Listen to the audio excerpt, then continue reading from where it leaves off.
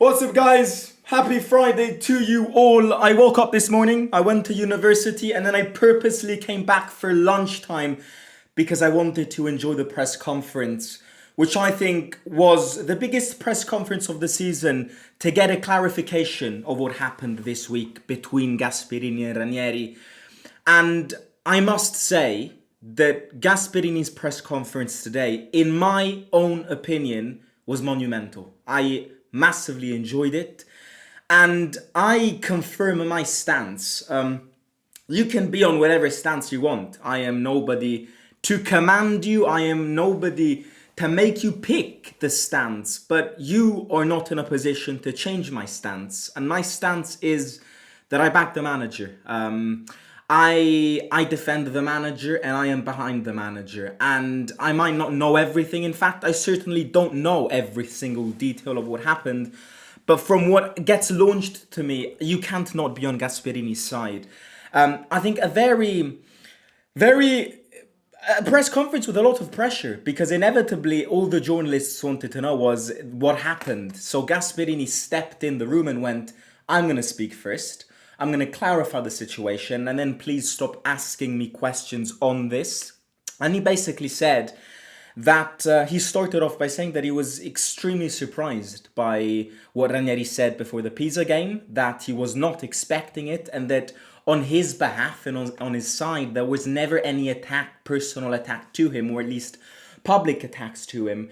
And then, he tried to clear the dilemma away by going, I've spoken about it, now please focus on the game, because this team needs, it needs fresh air. We need to stop speaking about this. These players don't deserve it.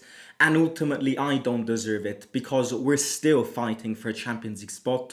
Como are, at time of speaking, losing away to Sassuolo. So it's not fair for myself and for this team and these players for you to just destabilize the environment. And then, of course, journalists tried to ask him questions on it, and he didn't answer. He didn't give an answer. And then, if you missed the press conference, and you're probably reading this title, Gasp in Tears, because then, looking at this game, which is against his past, he got asked the question, what is it that you would take from Atalanta, or what was the key ingredient at your time at Atalanta? And he started to speak about the unity and the compactness of the board, of the ownership, with the manager, with the team. And then when he was kind of revisiting his past, he remembered a president that he worked with at Atalanta, which I assume passed away. And he started crying. He got emotional. He ended his press conference, got up, and went away. I think it's significant. Now, again, I wouldn't focus on the tears, because, as I said, the tears probably came remembering this guy that he worked with, who I assume passed away. But you can tell that this situation has destabilized him. You can tell that he wasn't expecting it.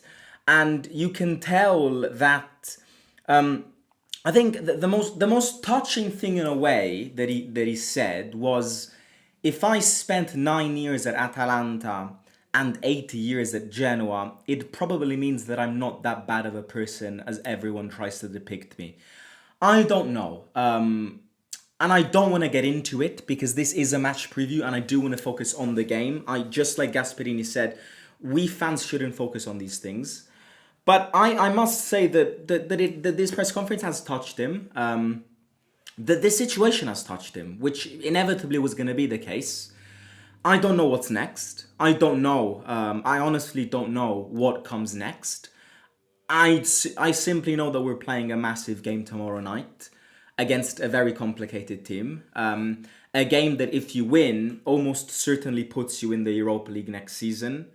A game that, if you were to win, with other results coming to your favor, you would continue this Champions League hope. A game that, if you lose, would probably end your Champions League dream. A game that will probably mark a nail on your season. So this is what I want to focus on, and this is what Gasperini wants the team to focus on. He doesn't want to use this situation as a justification for tomorrow.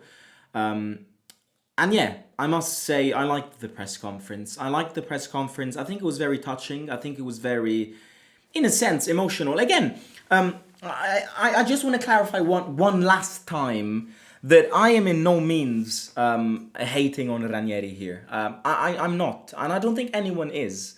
I love Claudio. I absolutely love him. I love him to bits. I've said many times, if it wasn't for that man, we would be dead. So I'm forever grateful for that man. But I also feel like you need to accept when people make mistakes. And that making mistakes is humane. That's something that I want to punctuate on. And I think it's not fair to not say that Ranieri made a mistake here just because it's Ranieri.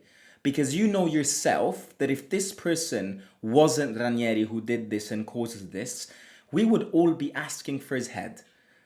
Okay, so as I've said numerous times, Ranieri, I love him, and this doesn't change what we see from him, but he has made a mistake. He has made a mistake, and I think this mistake that he has made has gone against the overall interest of the club, because it has destabilized this manager. And if you followed today's press conference, you will tell. Because, okay, yes, Gasperini crying at the end of the press conference is probably not because of this, but he probably wouldn't have cried if it wasn't for this, if you get my point.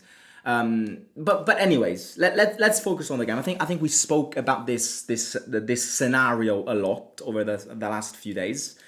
We'll see what happens next when it comes to interior things, but we've got a very important game. Now, just a check on live results, because Como are playing. Como are losing to Sassuolo, which means that if you were to win tomorrow, you'd go ahead of Como, which would be absolutely massive. And Juve play Bologna, yes, but remember that in the next game week, Juve play Milan. So, again, I still don't think we're going to get top four, but tomorrow's game is important. And if you do win tomorrow's game, then it would probably reopen some doors and some possibilities, which maybe were never closed. But because of our negativity after that Bologna knockout game and much, we never really believed in it. We're facing what I think is one of the best teams in the league. A team that hasn't performed this season in the first half of the season because of the manager they picked, which we all know who he was, Juric. I strongly believe that if Atalanta went with Palladino from the very beginning of the season, they would be playing the Champions League next season. And I'm almost guaranteed, I am almost certain about this statement. I'm convinced that if Atalanta went with Palladino instead of Juric and wasting 3 months, 4 months, whatever it was, they would be playing the Champions League next season. Because Atalanta are one of the best teams in the league. Atalanta are a team with an incredible team, like an incredible roster, and this is something Gasperini knows well and emphasized in today's press conference. A lot of versatility, probably one of the most versatile teams in the league, one of the teams with the most squad depth, one of the teams which is run the best in the Italian league. In fact, the team that is owned, ruled and run the best in this league. Because the amount of money that they made by selling Lookman, Ruggeri and Retegui, for instance, is absolutely ginormous. An incredible team. Tomorrow's game is massively complicated. Why is this? I would have pended you as favourites if it wasn't for two things. If it wasn't for this whole chaos that emerged this week, which inevitably will have effects on the team and has had effects on the team.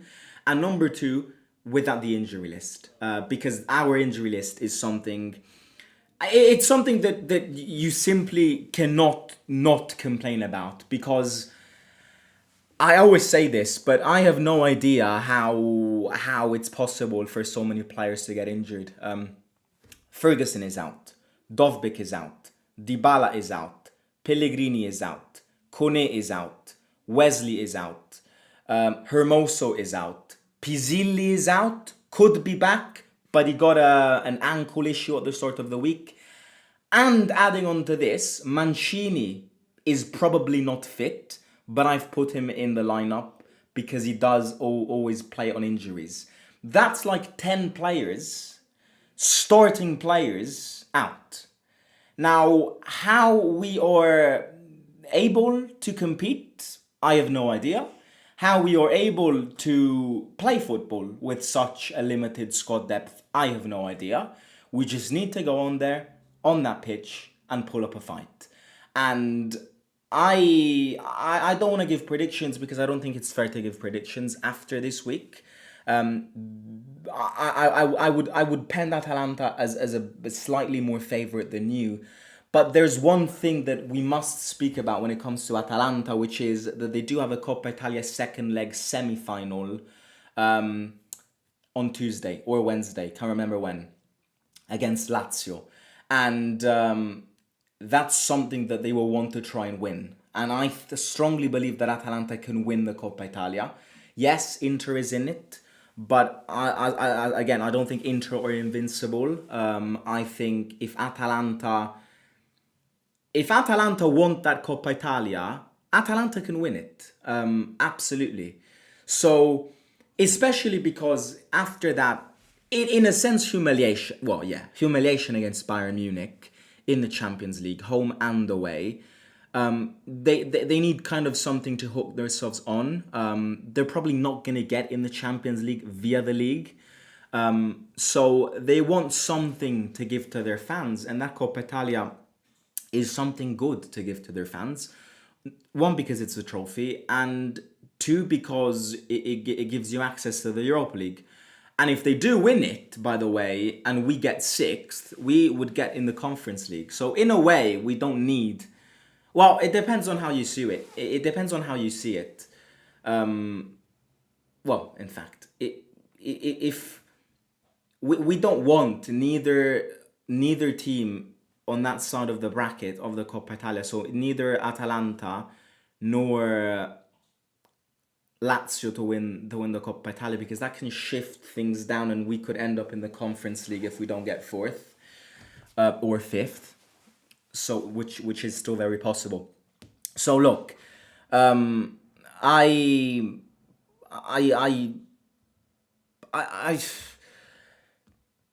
again, there isn't really much to say when it comes to tactical side of things, because you can't speak about tactics when you've got 10 missing players in your team.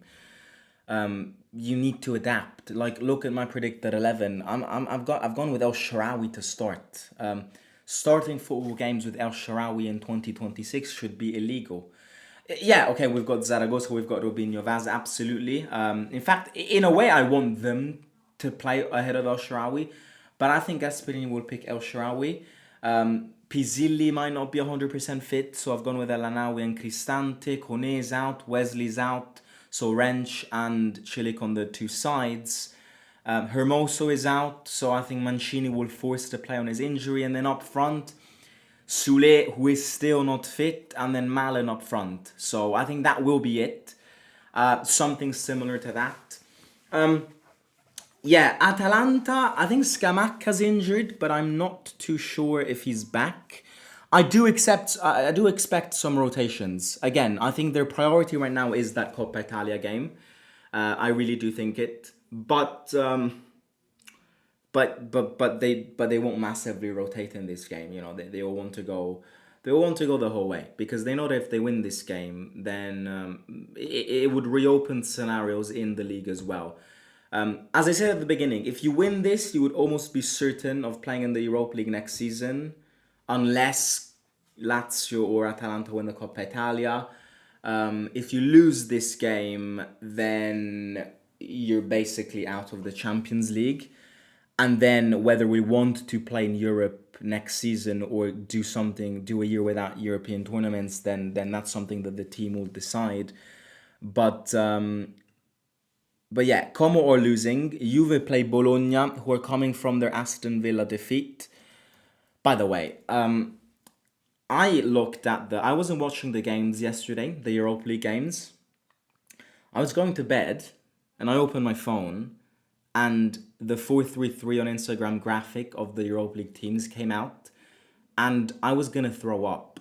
Freiburg against Sporting Braga is a Europa League semi-final. Like, oh my fucking god!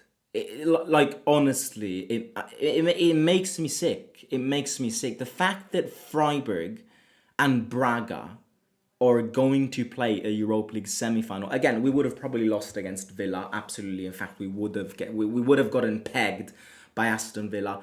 But still, the fact that Forest, who are what, 18th, 17th in the Premier League, Freiburg and Braga are Europa League semi-finalists, makes me want to throw up. It was this year or never. And people will say you would have gotten pegged by Villa. And I agree, but it's not that I blame. It's not having gotten higher in that Europa League table. Because if you got higher, even by one position in that Europa League table, you would have been probably on the other side of the table, and you would have probably been guaranteed of a Europa League final, because in no world do we lose a game against Braga or Freiburg, with all due respect. So yeah, it makes me pissed, because it does make me pissed. The level that was in this Euro, if Villa don't win this, if Villa don't win this, I honestly don't know what I would be flabbergasted. But Villa are gonna wreck Forest, and Villa are gonna wreck whoever they face in the final. I would be very surprised if Aston Villa don't win this tournament. I would be flabbergasted, shocked if Villa don't win it. But yeah, like that red card against Panathinaikos, that detail. If it wasn't for that red card for Mancini, maybe you would have played the Europa League final. Like, that's how things change. Because, just to give you an example, right? I don't know why we're speaking about this. There's no point in reminiscing about this. Freiburg got 7th, you got 8th.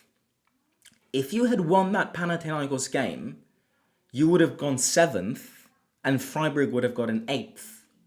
And Freiburg are now in a Europa League semi-final. Things change that quickly. So, as much as we would have been pegged by Villa, it's not that I look at. It's the fact that we got 8th out of the first 8 that I look at. It's that 2 missed penalties against Lille. It's that defeat at home to Viktoria Plzen. It's that draw to Panathinaikos. One of those, would we have won, we could have played a Europa League final this season. That's how easy it was. But we're idiotic, we're stupid, and I've been saying this ever since I was created. So, yeah. Anyways, Forza Roma. Let's see what happens tomorrow on and off the pitch. Very curious. And it's a very big game. So hopefully the mind is cleared for it and we're ready to go. Hit the like, subscribe. I wish you a good Friday night. And I'll speak to you probably not tomorrow, but on Sunday with a match reaction. Simo out.